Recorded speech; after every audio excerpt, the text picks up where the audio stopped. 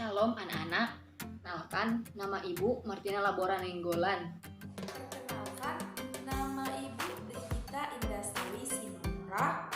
Baiklah, hari ini Ibu akan menerangkan tentang agama keharingan. Sebelum Ibu menerangkan tentang agama keharingan, Ibu ingin bertanya kepada anak-anak sekalian. Di antara anak-anak sekalian, apakah ada yang tahu tentang agama keharingan itu? Pasti belum tahu kan? Maka dari itu, Ibu akan menjelaskan tentang agama keharingan hari ini. Ibu harap kalian mendengar Ibu ya, supaya kalian paham dan mengerti apa agama keharingan itu. Dan kiranya kalian tidak bosan mendengarkan Ibu. Oke, baiklah ya, kita mulai pembelajaran kita. Apa itu agama keharingan? Keharingan adalah kepercayaan tradisional suku Dayak di Kalimantan. Istilah keharingan artinya tumbuh atau hidup, seperti dalam istilah danum keharingan atau air kehidupan. Maksudnya di sini adalah agama suku atau kepercayaan terhadap Tuhan Yang Maha Esa. Bagi mereka disebut dengan Rani, yaitu hidup dan tumbuh secara turun-temurun dan dihayati oleh masyarakat Dayak di Kalimantan. Keharingan hanya dianut oleh masyarakat Dayak Maratus di Kalimantan Selatan, Dayak Ngaju di Kalimantan, Dayak Tanjung Benua di Kalimantan Timur, Dayak Ngaju di Kalimantan Tengah, Dayak Luangan, Maanyan, Tumon, dan Siang. Sementara agama yang serupa dianut juga oleh Dayak Uut, Danum atau Ote Danum di Embalau dan Serawai atau Kalimantan Barat yang menggelar tiwah atau upacara penguburan kedua. Keharingan mempunyai tempat ibadah yang dinamakan Balai Basara atau Balai Keharingan.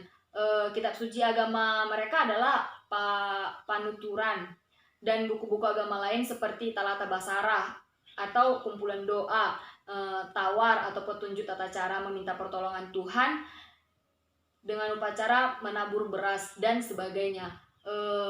Selanjutnya mereka membaca Talata yang terdiri atas kandayu, nyanyian suci umat keharingan yang dinyanyikan secara bersama dipimpin oleh seorang imam atau imam. Dolok yang berdiri di altar yang berlanjut memberikan siraman rohani.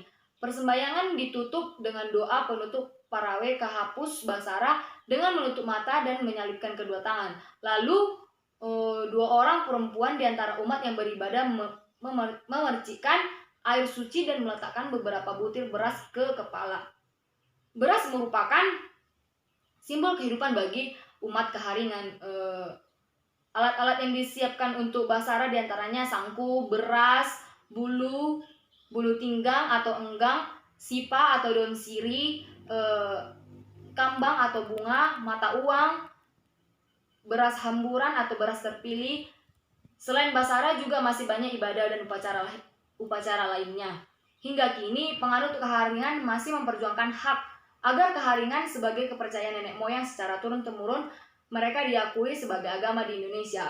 Belum diakuinya keharingan sebagai agama menyulitkan masyarakat Dayak yang menganut keharingan. Ketika membuat KTP, penganut agama keharingan harus mengosongkan kolom agama, sehingga berdampak semua pintu, mulai dari pintu politik, pintu pemikiran, pendidikan, pekerjaan, hingga birokrasi pemerintah akan tertutup bagi mereka. Menjelaskan materi yang kedua, yaitu proses penciptaan manusia menurut agama keharingan. Mengenal Raja Bunu sebagai leluhur atau cikal bakal dari umat manusia yang ada di bumi belum merupakan pemahaman menyeluruh bagi umat Hindu keharingan. Perjalanan Raja Bunu sebagai cikal bakal umat manusia belum sepenuhnya terungkap secara gamblang, sehingga umat Hindu keharingan masih banyak yang kurang mengetahui bagaimana proses penciptaan manusia menurut kitab suci Panaturan atau berdasarkan ajaran Hindu keharingan. Pada proses penciptaan selanjutnya, atas kuasa Ranying Hatala, maka garing lalunjung pulang dan kumpang dubung keluar dari kayu erang, tinggang dan kejadian menjadi wujud laki-laki yang diberi nama Menyamei Tunggul Garing Jana Junat Laut, dan yang berwujud perempuan bernama Kameluputak Bulan Janjelun Karang Lembut Batu Kamasan Tambun. Kemudian mereka berdua bertemu dan akhirnya tinggal bersama. Karena tanpa adanya proses perkawinan sehingga menyebabkan Kameluputak Bulu mengalami panjajuri darahnya atau keguguran, yang berulang-ulang sampai 12 kali. Nah, kita lanjut lagi pembahasan kita tentang konsep-konsep upacara dalam agama Keharingan. Di dalam ajaran agama Keharingan, upacara-upacara keagamaan terbagi dalam 5 kelompok besar atau sering disebut dengan pancayatnya. Kelima kelompok tersebut adalah yang pertama dewayatnya, yaitu upacara yang ditujukan kepada Tuhan beserta seluruh manifestasinya, yaitu perwujudan Tuhan dalam bentuk dewa-dewa. Yang kedua, siyatnya, yaitu upacara yang ditujukan kepada para pandita, nabi, atau kaum ulama karena berjasa sebagai perantara dalam menjalin hubungan antara manusia dengan Tuhan dan untuk memberikan ajaran-ajaran suci kepada manusia. Yang ketiga, fitrayatnya, yaitu upacara yang ditujukan kepada para leluhur atau orang tua yang sudah meninggal sebagai perantara kelahiran manusia. Yang keempat, manusiayatnya, yaitu upacara yang berkaitan dengan daur hidup manusia, seperti kehamilan, kelahiran, perkawinan, dan kematian. Yang terakhir, butayatnya, yaitu upacara yang ditujukan untuk menjalin keharmonisan dengan segala sesuatu yang ada di alam semesta seperti gunung, laut, sungai, dan sebagainya. Termasuk pula di dalamnya kehidupan yang lebih rendah dari manusia, yaitu makhluk halus, binatang, dan tumbuhan. Cara kematian agama Keharingan. Fisik lainnya di alam semesta terdiri dari 5 unsur dasar atau yang sering disebut adalah panca mahabhuta, yaitu unsur air, api, angin, tanah, dan akasya tumpah udara ruang kosong. Apabila seseorang itu meninggal dunia, maka unsur-unsur penyusun tubuhnya kembali ke unsur-unsur dasar tersebut.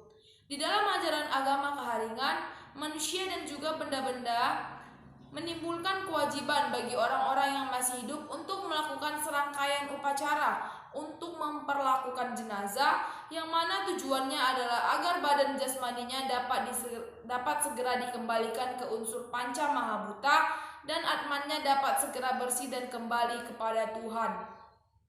Usaha untuk mengembalikan tubuh orang yang telah meninggal kepada unsur panca mahabhuta dan atmunnya dapat mengembalikan tubuh orang yang telah meninggal kepada unsur panca mahabhuta dapat dilakukan dengan cara dikremasi atau kembali ke unsur api, dikubur di dalam tanah, atau kembali ke unsur tanah, dilarung ke sungai atau laut, kembali ke unsur air, atau disenyamkan di atas tanah pohon kembali ke unsur udara. Semua jenis upacara kematian tersebut adalah benar. Menurut pandangan Hindu, apabila dharma dihantarkan dengan upacara-upacara untuk membersihkan arwahnya dan kekotoran perbuatannya selama di dunia, agar dapat segera kembali kepada alam ketuhanan. Pada suku Dayak, arwah atau atman leluhur yang telah diupacarai dengan bersemayam di puncuk-puncuk pegunungan. Sebagai arwah-arwah yang telah suci dan berada di dalam Tuhan, mereka dapat dipanggil kembali untuk dimintai pertolongan apabila manusia, khususnya keturunan, menemui kesulitan-kesulitan dalam hal ini. Bukan berarti mereka tidak percaya terhadap pertolongan Tuhan. Pertolongan Tuhan akan datang melalui perantara arwah leluhur yang telah disucikan tersebut. Kepercayaan terhadap kekuatan arwah leluhur ini menimbulkan upacara-upacara pemujaan kepada arwah leluhur yang dimana di dalam ajaran agama Hindu Dharma disebut dengan fitrayatnya. Para misionaris agama-agama tradisi besar pada umumnya menganggap upacara pemujaan terhadap arwah leluhur sebagai sesuatu tindakan yang tidak masuk akal dan melanggar konsep pemujaan kepada Tuhan. Oleh karena itu, banyak dan para misionaris agama-agama tradisi besar di dalam melakukan pembinaan umat-umat berusaha menghapus jenis-jenis upacara seperti ini dan masyarakat suku Dayak. Tindakan untuk menghapuskan upacara-upacara pemujaan arwah leluhur tanpa memahami makna di balik upacara tersebut sebenarnya justru akan menghapuskan satu mata rantai nilai-nilai budaya suku Dayak. Namun hal-hal seperti ini pada umumnya tidak disadari oleh para misionaris. Nah, kita lanjut lagi ya pembahasan kita mengenai kepercayaan agama Keharingan terhadap makhluk halus dan roh penunggu. Upacara pemujaan terhadap makhluk-makhluk halus atau roh-roh penunggu adalah termasuk di dalam jenis upacara butayatnya. Upacara butayatnya dalam ajaran keharingan adalah bertujuan untuk membersihkan suatu tempat beserta isinya dari kekuatan negatif yang dapat menyebabkan malapetaka bagi manusia. Upacara butayatnya sebenarnya tidak dilandasi oleh rasa takut terhadap makhluk-makhluk halus dan roh-roh penunggu. Makhluk-makhluk halus dan roh-roh penunggu tersebut dihayati sebagai ciptaan Tuhan juga yang mempunyai hak untuk hidup sebagaimana halnya manusia.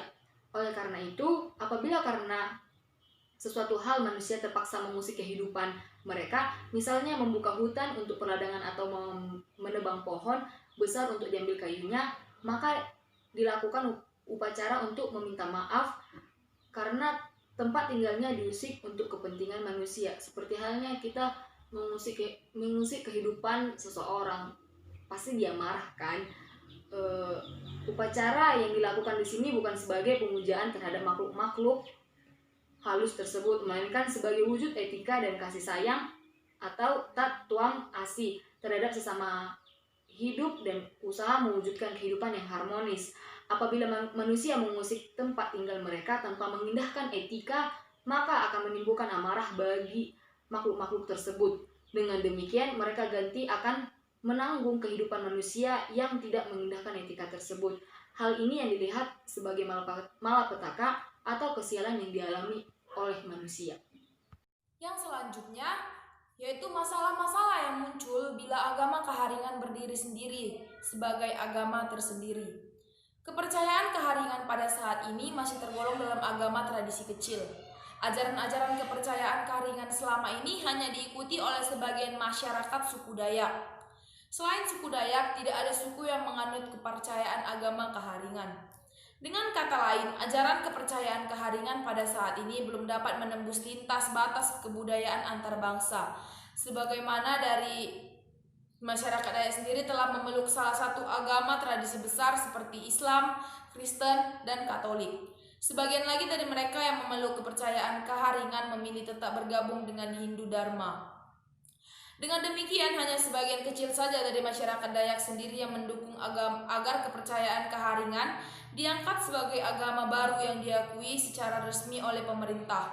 Jumlah pemeluk Hindu keharingan pada saat ini diperkirakan mencapai 1,4 jiwa yang tersebar di 4 provinsi di Kalimantan, yaitu Kalimantan Timur 300.000 jiwa, Kalimantan Timur 450 jiwa, Kalimantan Barat 650.000 jiwa, dan Kalimantan Selatan 40.000 jiwa.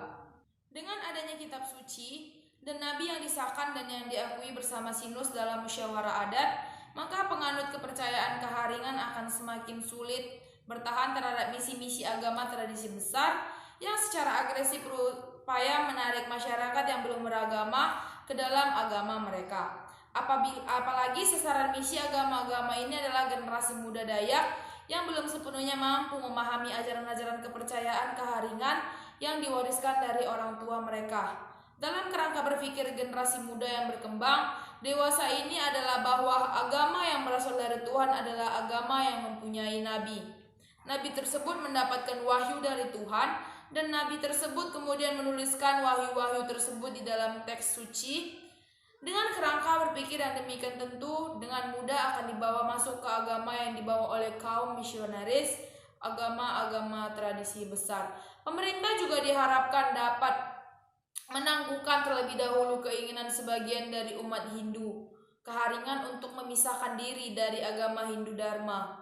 Pemerintah belum mempertimbangkan berbagai kemungkinan yang akan terjadi, baik yang menguntungkan maupun yang merugikan.